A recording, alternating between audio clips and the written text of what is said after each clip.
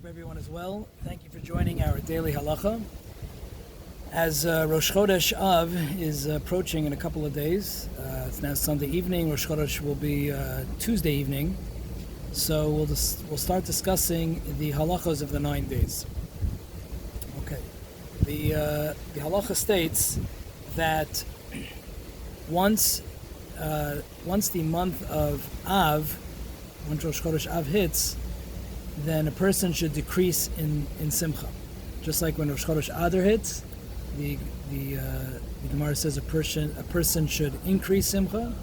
When the opposite is true by Rosh Chodesh Av, due to the many tragedies, foremost the two Batei Mikdashos being destroyed, so a person is supposed to decrease in simcha.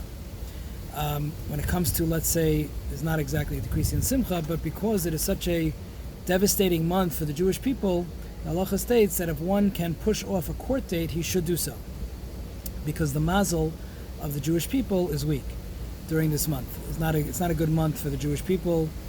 Now, the Rishonim discuss the question that even though the Halacha is that a person should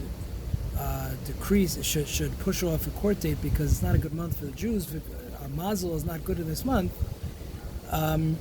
However, another Gemara says that the Jewish people are not under any astrological mazel, and therefore it seems to be contradictory Gemara. So there's a number of answers given. One answer is that the Gemara that says that we are not under any astrological forces is referring to the other 10 months of the year. But when it comes to Adar, we have a positive mazel, and when it comes to Av, we have a more negative mazel. It means besides these 2 months.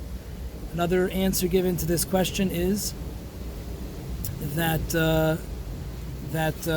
normally, I believe Tosas says that normally in other months of the year, our zechuyos, the mitzvos that we do, are enough to overturn any negative mazel, any negative forces in the world that may influence our decree or our state. But during the month of Av, it is more difficult, and that's what the Gemara means. However, the Meiri, one of the Rishonim, say that at no time should one ever stop davening to Hashem and a person should always realize that his tefillos, no matter what month of the year, are always beloved and accepted by Hashem, and that can overturn anything and everything, any kind of decree that may come a person's way. I just want to digress for a moment. I heard a beautiful idea from Rabbi Elimelech Biederman from Eretz Yisrael. He asked in this past week's parsha, it's a little bit connected to this idea, he asked in last week's parsha, it says that the Arei Miklat with 6 cities of refuge, 3 were made by Moshe, but they did not take effect until Yoshua made the other 3. Once Yeshua made the other 3, all 6 kicked in, even though it was a span of 14 years in between. So the question was, why couldn't the first 3 work? So the Meshech Chachma, he quotes the Meshech Chachma, and he says that who was tasked with splitting up the land and conquering the land? Yeshua, and also Elazar, the Kohen Gadol. Now we know the halacha is that the Kohen Gadol, it's a person who is trapped in Arei Miklat for killing someone by accident.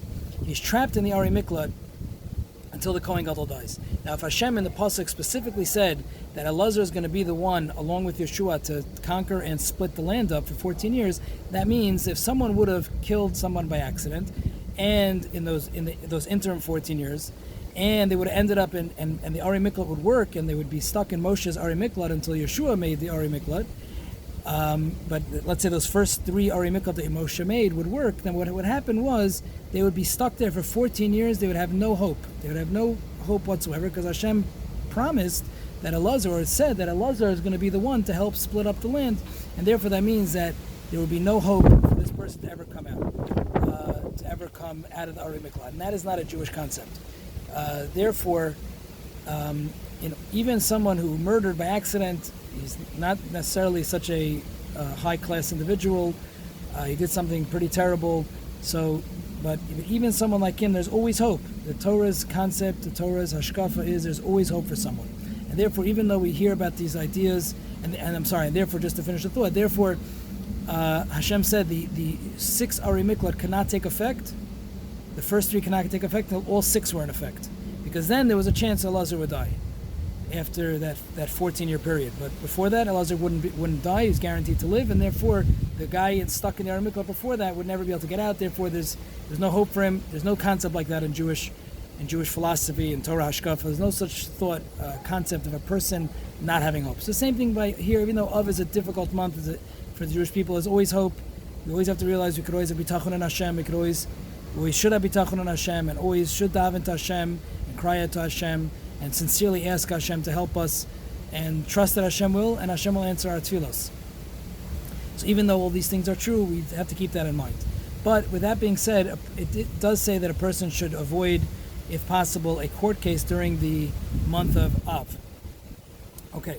Similarly, or also, if a person has to have a surgery, that's not of course, if it's an urgent surgery that must be done, he has to do it right away. But if it's not a surgery that must be done, he should wait till after the 9 days, or at least till after the 9 days. But it's better if he waits till after. Till after Tisha B'av is good enough. Okay. A person should also limit. We'll just end with this halacha. A person should also limit purchases of joy. Purchase of joy would be fancy items, or things for his wedding, unless he should not purchase things for his wedding unless he will not have time after Tisha B'av. Let's say he's getting married 2 days after Tisha B'av. So then, if he doesn't have enough time to purchase, he would be allowed to purchase things during the 9 days. He should try to purchase it before the Rosh Chodesh. If he can't, he can't. Also, if a person would if there's a sale, if something is cheaper during the 9 days, he'll save money. The Chachamim did not decree that he cannot purchase items where he would save money, whereas if he would wait till after Tisha B'av, it would cost him more money, so that would be considered a loss of money, and therefore the Chachamim never said that he has to wait.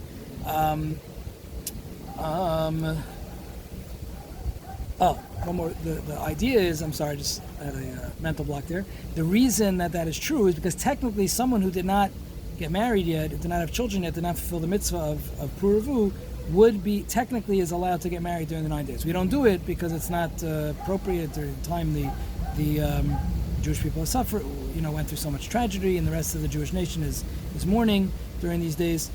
But technically, since a person is allowed to, so therefore he would be allowed to purchase things if these circumstances were met, that he wouldn't be able to purchase it afterwards, or they'd be cheaper during these days. Also, similarly, for that reason, a person would be allowed a chassan or a kala who is getting married needs to tailor clothing during the 9 days. They would be permitted to tailor clothing during this time period if they couldn't do it before or afterwards. Okay, thank you for joining. Have a wonderful evening. Stay well. All the best.